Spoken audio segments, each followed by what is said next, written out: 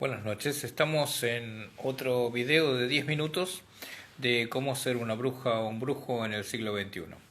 Como habíamos hablado ayer, hoy vamos a hablar de cómo aprovechar todo lo que tenga que ver con la clarividencia en favor de uno y en favor de los otros.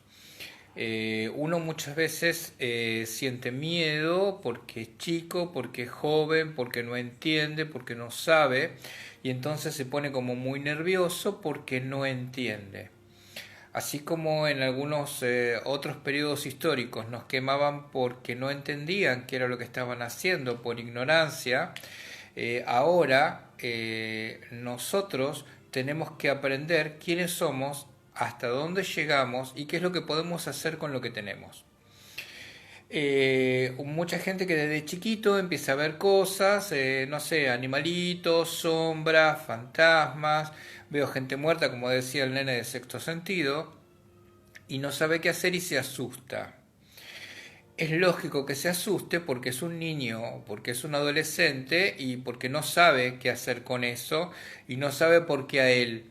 Porque en cuanto lo empieza a decir, todos empiezan a decir que es el raro, que es el extraño, que es un tipo que no se puede juntar con él porque en Halloween no necesita disfraces y muchas estupideces por el estilo. Nosotros tenemos que saber cómo manejar eso a nuestro favor.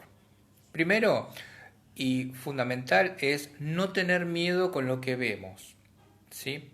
Por más que nos asusten. Los fantasmas que le hacen daño a la gente son solamente de películas. Si nosotros vemos una sombra blanca, negra, gris, verde, de lo que sea, es eso, es una sombra que puede ser una entidad espiritual. Esa entidad espiritual de ninguna forma y en ningún momento nos puede hacer daño. Entonces, sabiendo esos preceptos, ya vamos como con más confianza a enfrentar esa sombra. Por ejemplo, hay gente que tiene sueños premonitorios. Hay gente que tiene que tener un método para descargar su evidencia, tipo cartas de tarot, dados, un vaso con agua para leer, dibujos en la tierra. Otra gente necesita símbolos, ¿sí? Una gente dice, bueno, a ver, ¿qué me tiene que decir el universo ahora? Y el universo le responde con que lo llama alguien por teléfono y le da la solución a su problema, lo leyó en una pegatina de un colectivo o no sé, lo escuchó al pasar en una vereda. No hay un método fijo para el cual uno puede desarrollar lo que tiene. Lo importante y fundamental, por sobre todas las cosas, es no tener miedo de eso, porque eso se nos otorgó como un don, como algo que nos va a hacer crecer diferente y mejor. Y si se nos dio es porque nos lo ganamos, ¿ok? Entonces, si nos lo ganamos, no tengamos que perderlo por no usarlo, porque ahí sí puede ser nocivo para nosotros. Vamos por partes. Entonces, si uno necesita un accesorio para tener confianza y desarrollar lo que ve o lo que siente o lo que piensa, que claramente no son pensamientos propios, sino que es como información que llega, primero tenemos que ver qué tipo de información nos llega. Porque puede ser un tema de evidencia o también puede ser algún problema mental que tengamos. Entonces, vamos a separar las cosas. Si uno tiene una evidencia, en ningún momento me va a sugerir ni a decir que vaya a lastimar a alguien de ninguna forma y bajo ningún concepto. Todas las cosas que nos llegan, evidentemente, van a tener que ser positivas. No hay una forma en que nuestra evidencia nos lastime a nosotros o lastimar a otra persona. ¿Se entiende? Podemos advertirle a la otra persona que podría ser lastimada, que no salga con el auto hoy, que tenga cuidado de no dejar el gas encendido. Podemos advertir, para eso sirve, para advertir que algo se puede evitar, porque si no se pudiera evitar, nos avisan. El tema es qué tanto puede recoger el otro la información que yo le doy. Por hacer esto nos han quemado vivos en todos los tiempos, o sea, por decirle a alguien, che, se te va a quemar la granja o el granero, y el granero se quema porque el otro no escucha y evidentemente nos terminaban quemando por brujos porque pensaban que nosotros empezamos el incendio. Hoy tenemos que tener cuidado a quién se lo decimos y qué es lo que decimos. Siempre son mensajes positivos.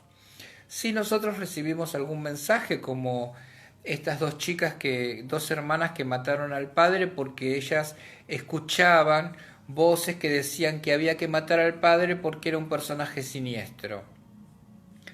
Evidentemente las chicas tenían un problema mental, no tenía que ver con la evidencia, eso que recibieron, porque la evidencia no está para eso. La evidencia no está para decir matemos a alguien o dañemos a alguien o hagamos esto en contra de alguien. Al contrario, es a favor de alguien, es para ayudar, es para mejorar. Nunca va en detrimento de nada ni de nadie. Así que, básicamente de esa forma es la primer forma básica que nosotros tenemos como para diferenciar si realmente tenemos algún problema mental o si realmente lo nuestro tiene que ver con la evidencia. Ver gente muerta o ver gente espíritus de gente que se viene a despedir no es estar loco porque no tiene que ver con dañar a alguien. Por más que la persona se vaya a morir o esté muerta, esa energía que la persona está desprendiendo por realizar su transición puede en alguna forma visitar a todas las personas que haya conocido y con las cuales haya tenido alguna interacción importante. Por eso, si alguien puede ver esas visitas de esas personas que van a trascender o que ya trascendieron hace muy poquito, no es que tengan que cuidarse de eso, sencillamente tienen que rezar por que la energía de esa persona, porque el alma de esa persona pueda llegar a buen puerto sin tener algún inconveniente en el camino o en el proceso. Si nosotros, por ejemplo, nos llega información de alguna manera, de alguna forma, en nuestra intuición, o por una evidencia, o por un sueño, y nos asusta ese tipo de situaciones, tenemos que preguntar para qué se nos muestra esto, ¿sí? Ubicarle un fin, porque como ya hemos dicho, la magia es lógica, la magia no sucede porque sí a cualquier hora, en cualquier momento y a cualquiera. La magia tiene su lógica, entonces, evidentemente, la evidencia también tiene su lógica. Entonces, a nadie le va a llegar una información de lo que le va a pasar a un señor en Noruega, porque yo probablemente no sepa ni dónde está Noruega. Me va a dar información seguramente de lo que le va a pasar a mi vecina de enfrente, lo que le va a pasar a mi prima, que a lo mejor mi prima sí está en Noruega, pero es alguien conocido por mí. ¿Sí? No me va a llegar información de alguien que no tengo relación, que no conozco y que no tengo manera de comunicarme porque no sé ni dónde vive.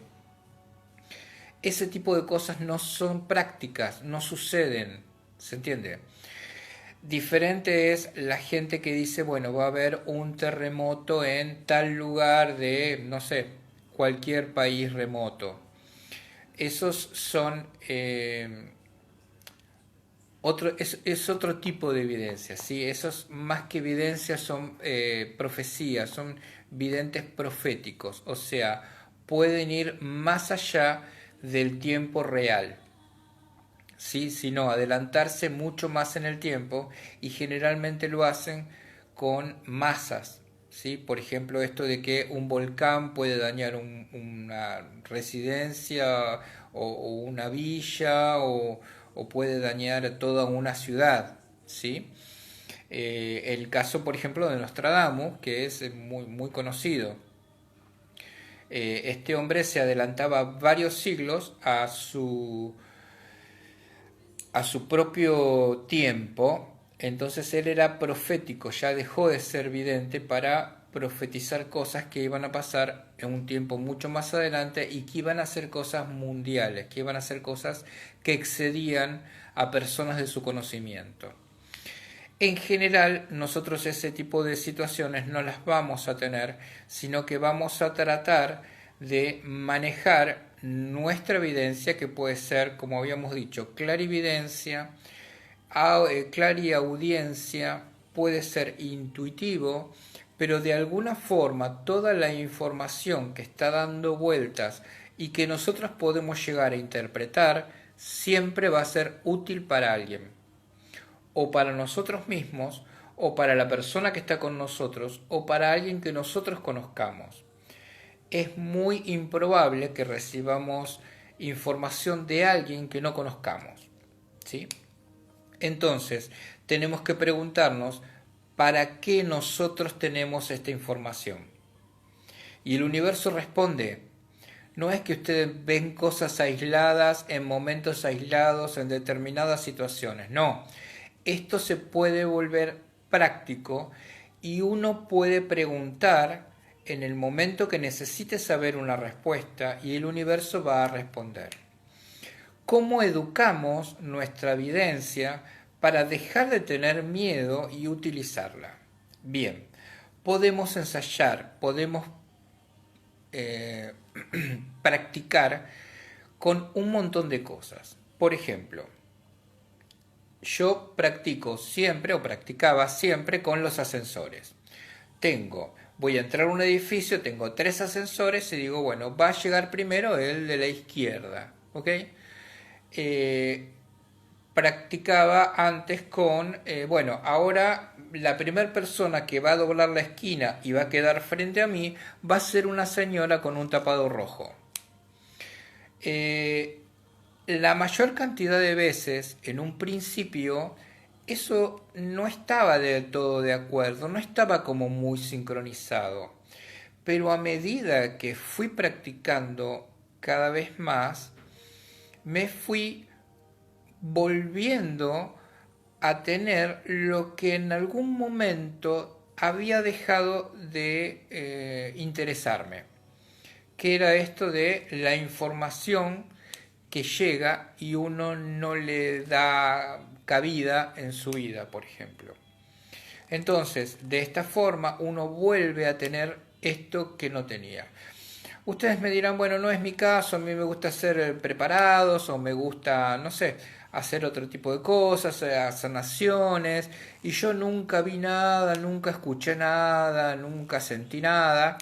No importa, pueden practicar igual, pueden hacerlo igual. Uno nunca sabe cuál es el clic que abre la puerta definitivamente, y una vez que se abre es muy raro que la puedan volver a cerrar.